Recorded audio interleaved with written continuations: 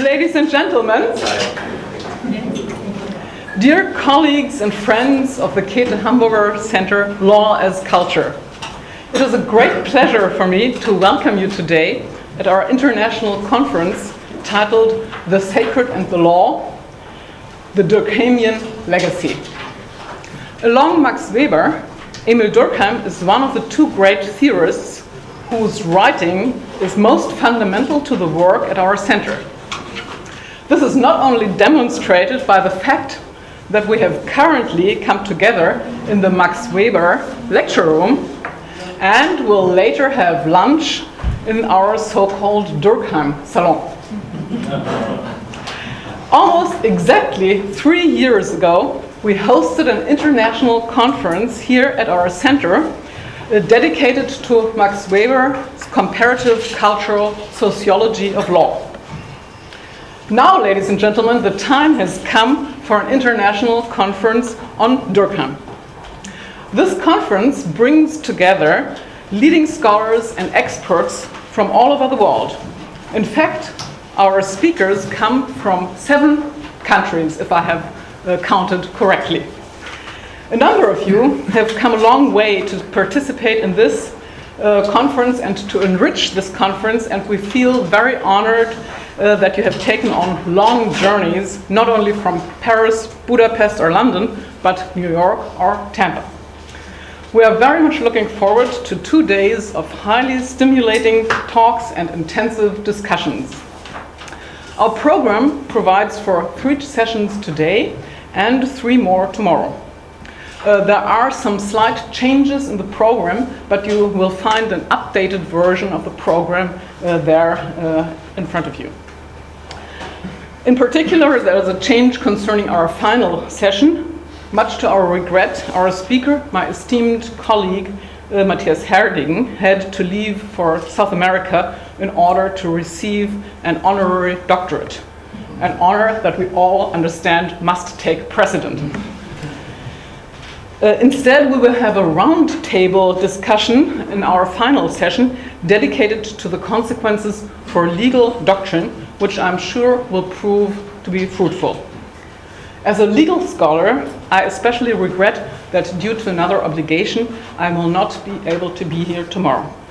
I particularly regret this, given my research focus in family law, a topic that Durkheim was much interested in, even though his writings on the family do not appear to be as much in the center of interest as other areas of his work. Again, a very warm welcome to all of you. And now let me turn over to my co-director and colleague, Werner Gephart, Spiritus Rector and founding director of this inspiring place. Welcome.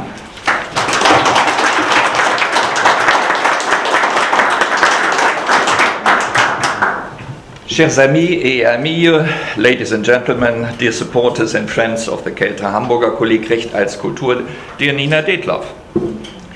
Thank you for the kind words of welcome for all of us who want to share knowledge and sometimes also the lack of insight we need so urgently for a better understanding and handling of the realm of normativity. There is an ambivalent attitude towards the writings of Émile Durkheim. On the one hand, his way to throw a sociological glance at the world has become so self-evident, at least to sociologists, that no discussion seemed to be needed. On the other hand, he seems to be poussière, old-fashioned, far away from the global turn to theorize social life.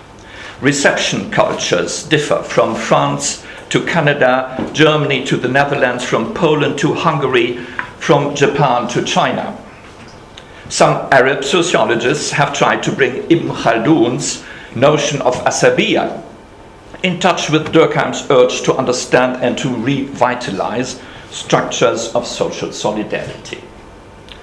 Romantic and nostalgic moods of a lost community may be in tension with the praise of functional differentiation and its capacity to be the solution to all the problems its very own mechanisms have created. In this regard, Durkheim is the priest of modernity and the patron of a lost community at the same time. What can we gain in looking back at him? The last conference I organized about Durkheim took place more than 32 years ago. J.C. Alexander made an important book out of it, showing the cultural impact and the foundation of a cultural sociology in Durkheim's works. Though through a normative reading that included especially the Leçons de sociologie physique des mœurs et du droit, I came to the conclusion that it makes sense to read in Durkheim two driving forces that impregnate methodology, theorizing, and description of social life: juristically based normativity on the one side and theologically interpreted sacredness on the other side. Those perspectives are intention. They cannot simply be related to the young, the middle, and the late Durkheim, but from the beginning they are inherent as the two spheres that shape our life as social beings. In the context of my current interest, focused at the Käte Hamburger Center for Advanced Study, Law as Culture, to bring about a better understanding of normativity in the global age, the constitution of a dream team of specialists in Durkheimian and legal studies seemed to be a necessity in itself, as you have announced it after the Weberian stuff we have done in the center. Therefore, I tried to invite you to participate in this undertaking, to look with great seriousness and interpretive rigor at the most fundamental questions in the humanities. On the one hand, how the individual is related to an emerging entity called the social, and on the other hand, whether sacred remained in our societies that are called so to be so disenchanted or secularized, albeit traces of a sacred lost still reign our world. The image of the giant on whose shoulders one can peer further into the landscape of sociological thought still applies. What do we see when looking at problematic issues on our own field? How do we construct the social world, and do we need law as a method and unit of analysis in a special way in this endeavor? That's the first part, the first session. In which way does the religious sphere reach over into the legal political one? That is, how do the two pillars of any social theory relate? That is, of sociology of law and that of sociology of religion, the second session. And how is the fundamental principle of modern societies, the mode of functional differentiation, according to Durkheim and others, linked to the normative realm? What insights can be gained for legal cultural research from reading law through the lens of sociology of religion, a fundamental issue for the legal discipline, and for that of sociology of law, as seen from the increasing flood of legal cultural conflicts in the world? And what sort of validity culture, as I like to call it, foundation results for the development and justification of human rights oscillating, and this is a great problem, between particularistic culturalization on the one side, we speak more and more about the culturalization of human rights on one side, and on the other side we are interested in the universality of those concepts. And there is a tension. I don't know whether I pinpointed here by your current interest in Durkheim. Mine have changed a lot over the years, from the basic question raised by the pattern to the random interests of the Durkheimians and their reception attitudes.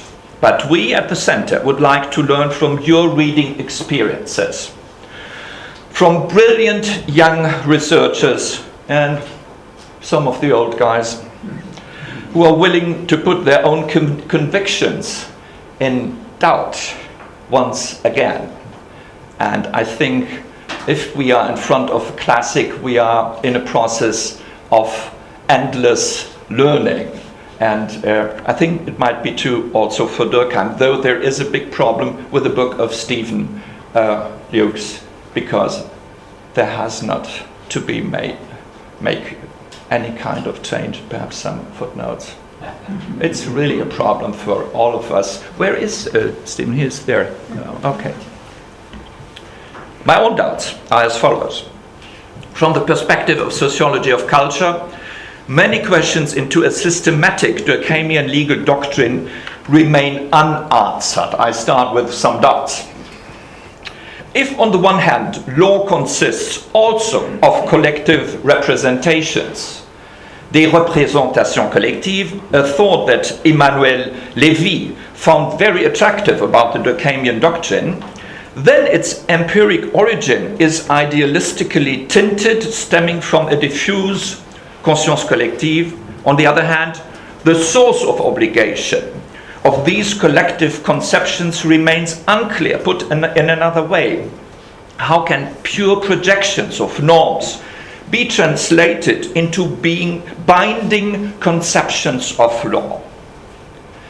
As the critique of Richard's Idée du droit shows, the concept of law cannot be reduced to ideas on law, according to Durkheim, legal imagination and phantasmagoria. Rather, law should also be conceived of as a system of norms, what is the more common interpretation of the law. It is commonly held view that law should be understood as a totality of norms, and this also makes sense within the Durkheimian paradigm of the forms of social life. However, the definitional difficulty of distinguishing legal norms from moral or religious ones, from custom and convention in the Weberian sense, is not resolved, to my understanding at least. Perhaps you will show me the way. Durkheim's sociological theory of norms as an anti-naturalistically interpreted regularity of action contains the fascinating attempt to demonstrate on a high theoretical level how norms related to individuals and collectives vary independent of the dimension of a particularistic and universalistic orientation. This is a great point.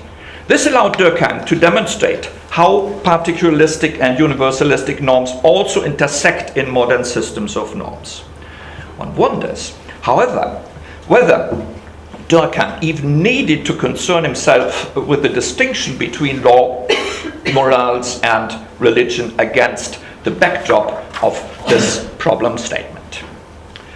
It is apparent, this is my third point, that Durkheim attributed particular importance to the organisation sociale, that which results in the sanction mechanism in law, what Weber calls Erzwingungsstab, a horrible word. However, and with horrible consequences sometimes. However, there are no explicit studies on the organization of courts or the constitution of a differentiated legal community in Durkheim's writings, even when we take into consideration his critique of Neukamp, das Zwangsmoment im Recht. A fourth dimension, the paradigm of the sociology of religion suggests transferring the analysis of rituals to the law sphere. Law is characterized by such formal interactions regarding legal sources, affirmation, or sanction.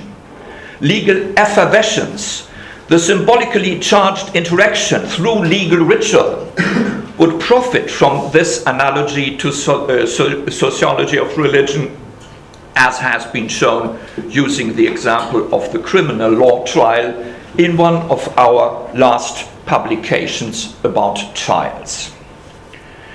But can legal cultures be differentiated with the help of this tool? Can legal developments within a civilization be described and the differences between legal cultures be grasped? In a very hidden way, Durkheim indeed made a systematic suggestion for this, even if he and his co-workers did not take it up themselves. Nevertheless, it deserves further analysis. In volume 6 of Année Sociologique, and everybody knows the specialist of what I'm appealing at, Durkheim writes a short memo on the concept of système juridique. For legal phenomena are not isolated from each other, but are related and form a world of their own. The suspicion of reducing legal phenomena to religious or moral orders one might easily raise against Durkheim can no longer be maintained if one takes his formulation of a thesis on the inherent law of the legal spheres seriously. I quote, les divers phénomènes juridiques ne sont pas isolés les uns des autres, mais il y a entre eux toutes sortes de rapports et ils se composent les uns avec les autres de manière à former dans chaque société un tout, un ensemble qui a son unité et son individualité.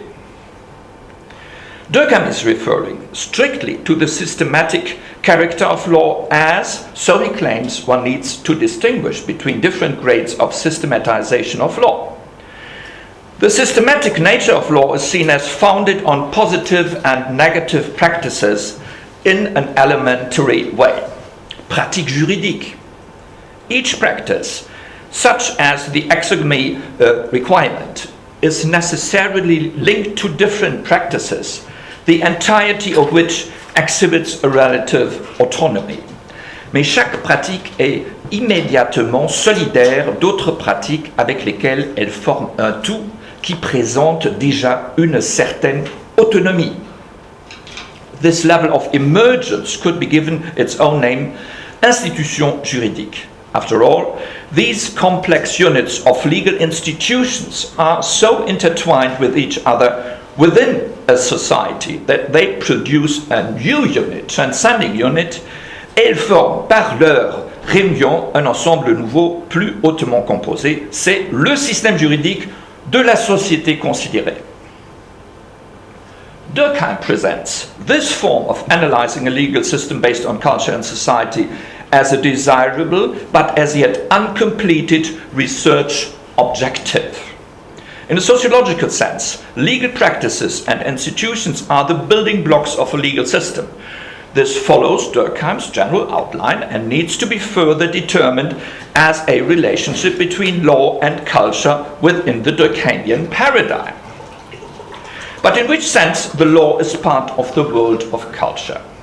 How much culture is needed to make the law an ordering and healing force of society, as Durkheim apparently imputed his wishes into the law? Did his ideas of the law emerge from experiences in the so-called religious law in a similar way that we consider Weber's interpretation of culture as a Protestant reading to have a standpoint in the world and to instill a meaning to it? Stellungnahme und Sinnstiftung. How far can we continue to, and that's a really question for me, to decontextualize Durkheim from experiences of the Third Republic, of the trauma of the French-German War, of the race of desires and needs that an abundant literature from Zola to Eugène Sue was preaching in his time, to abstract from a clash of cultures between German and French civilization in the aftermath of the Lost War of 1771 and the dawn of the horrible Great War? In how far do we really profit from not looking more closely at a sentiment of the fin de siècle, allowing for melancholia and neurasthenia a legitimate place in the soulish household of man, women, and also some sociologists? Georg Simmel would be another candidate for those feelings and sentiments. And finally, a question that irritates me for a long while: why some of us are so much fascinated by his writing, though we can't agree with him very often. How is it possible that the text gains such a power over the reader? If we would try to analyze the structure and the dynamics of a scientific conference event in terms of the Durkheimian sociology, we had to note that it is very similar to religious undertakings. There is an introductory phase in order to designate the break with our ordinary life as normal scientists. Did you close your cell phone? Then to approach the core of the holy of the holiest, the charisma of the classical texts, and then a phase of detachment to return to ordinary life that will be tomorrow. Durkheim's strong belief has been that the ritual would unleash forces of effervescence transcending our narrow mind and leading to some eternal truth. We have to be more modest, but perhaps not less enthusiastic during the 2 days of intensive discussion that we want to share with you. Thank you very much for your attention.